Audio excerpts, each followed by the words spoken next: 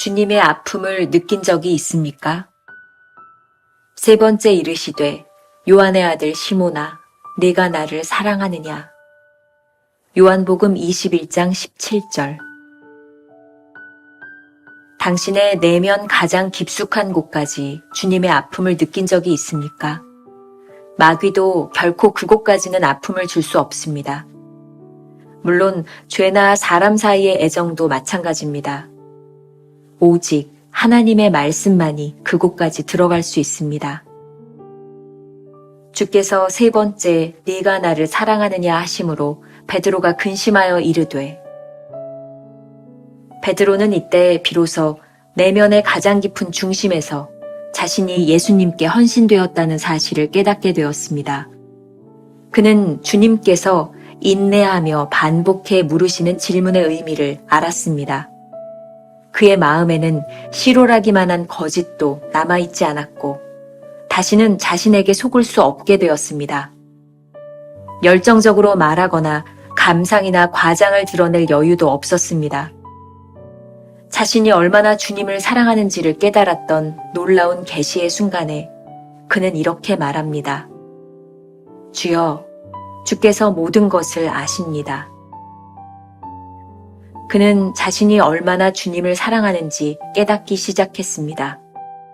그러나 제가 당신을 얼마나 사랑하는지 이것 보세요, 저것 보세요 라고 떠들썩하며 말하지 않았습니다. 다만 자신이 얼마나 주님을 사랑하는지 스스로 깊이 발견한 것입니다. 이제 그에게는 저 하늘에나 깊은 땅 속에나 오직 예수 그리스도 외에는 아무도 없게 된 것입니다. 그러나 주님의 통찰하시는 뼈아픈 질문을 받기까지 그는 이러한 사실을 알지 못했습니다. 오직 주님의 질문만이 언제나 내가 누구인지를 참으로 알게 해줍니다. 베드로를 다루시는 예수님의 끈기와 직선적인 태도와 기술을 보십시오. 주님께서는 적절한 때가 오기 전까지 절대로 이 질문을 하지 않으십니다. 거의 드물게, 아마도 한 번, 주님은 우리를 피할 수 없는 곳에 데리고 가셔서 꿰뚫는 직선적인 질문으로 우리에게 고통을 가하십니다. 그러면 우리는 그 어떠한 고백보다 훨씬 더 깊이 주님을 사랑하는 자신을 깨닫게 될 것입니다. 한 가지 주제만 가지고 생각하려고 하는데 아픈 사랑이라고 하는 말입니다. 사랑은 좋은 것이기는 하지만 아픈 것입니다. 챔버스는 오늘 아픈 사랑에 대하여 이렇게 이야기하고 있습니다. 당신의 내면 가장 깊숙한 곳까지 주님의 아픔을 느낀 적이 있습니까? 마귀도 결코 그곳까지는 아픔을 줄 수 없습니다. 물론 죄나 사람 사이의 애정도 마찬가지입니다. 오직 하나님의 말씀만이 그곳까지 들어갈 수 있습니다. 주님께서 우리에게 질문하실 때 알지 못함이 아니라 우리에게 새로운 관점을 주시기 위하여 질문하실 때가 있습니다. 주님께서 우리들에게 질문하실 때는 필연적으로 우리를 사명으로 이끄시는 과정이 있다는 생각을 합니다. 물론 이 질문이 얼마나 아프고 쓰린지 알 수 없습니다. 우리를 아픈 질문으로 이끄시는 하나님의 질문은 아주 효과적인 교육 방법입니다. 리더십의 대가인 존 맥스웰 목사님은 인생의 중요한 순간에 다시 물어야 할 것들이라는 책에서 질문은 꽉 닫힌 문을 여는 알리바바의 주문이다 라는 말을 했습니다. 질문자의 의도를 파악하고 그 질문에 대해 답을 하면서 성장하는 것이죠. 우리가 하나님께 질문을 던질 때는 인생에 풀리지 않는 수수께끼 같은 상황입니다. 하지만 하나님께서 우리들에게 질문을 던지실 때는 하나님의 마음을 알기 원하는 하나님의 소원이 숨어 있습니다. 오늘 본문이 바로 그렇습니다. 세 번째로 부활하신 예수님이 요한의 아들 시몬아 내가 나를 사랑하느냐라고 물으셨을 때 베드로가 근심하여 말을 합니다. 여기에서 베드로가 근심한 이유가 무엇일까요? 아마도 이전까지의 피상적이었던 관계, 그의 자연적 인격이 아닌 영적 관계로, 퍼스널리티로 깊이 들어가게 되었기 때문일 것입니다.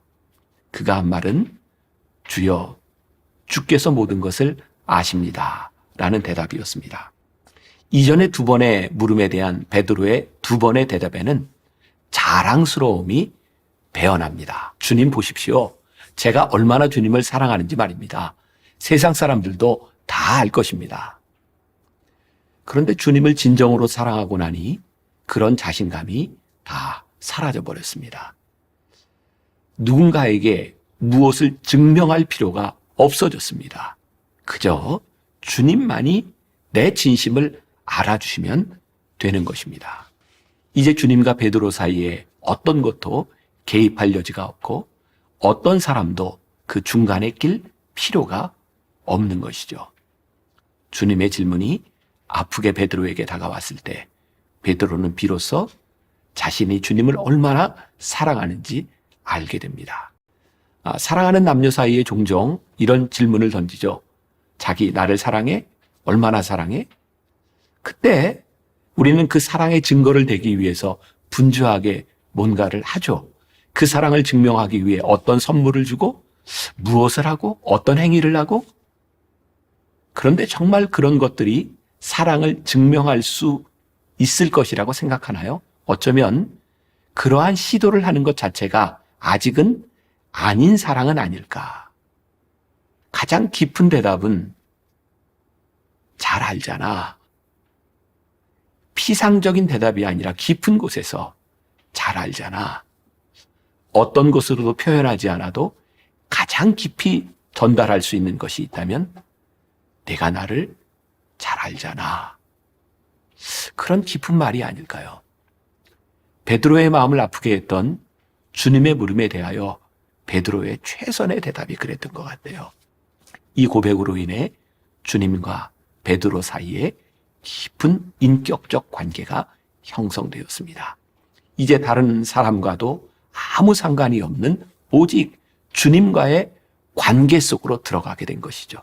이제 베드로는 자기가 주님을 얼마나 사랑하는지 사람들에게 증명하거나 떠벌릴 필요도 없어지게 된 거죠. 왜? 주님이 아시니까.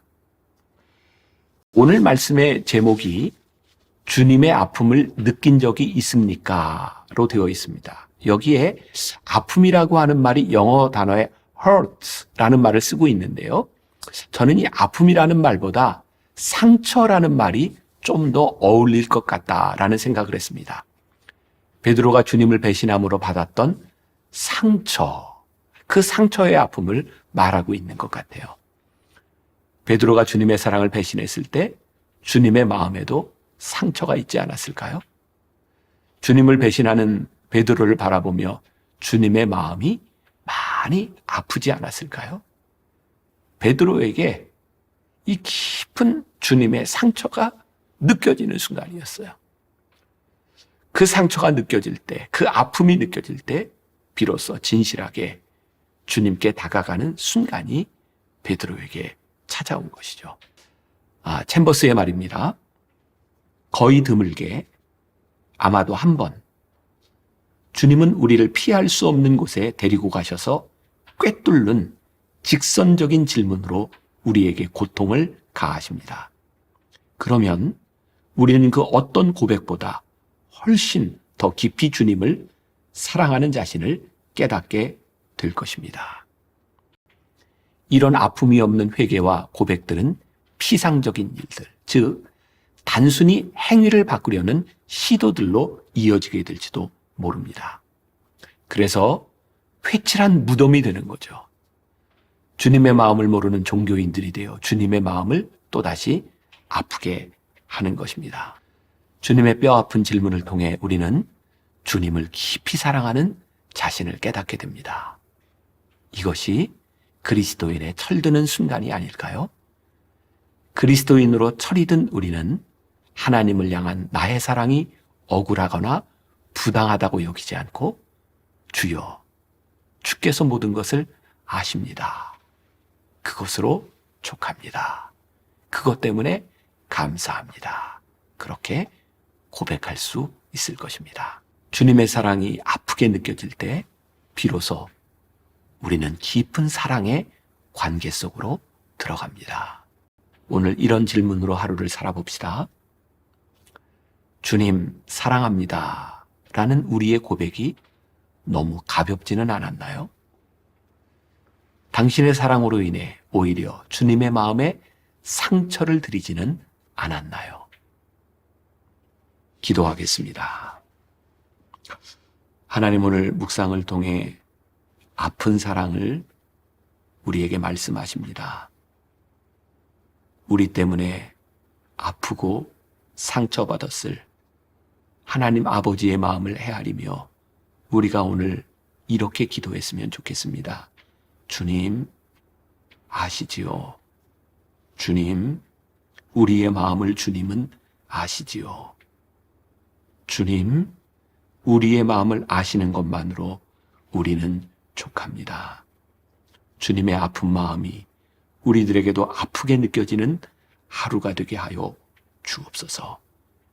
예수님의 이름으로 기도했습니다. 아멘.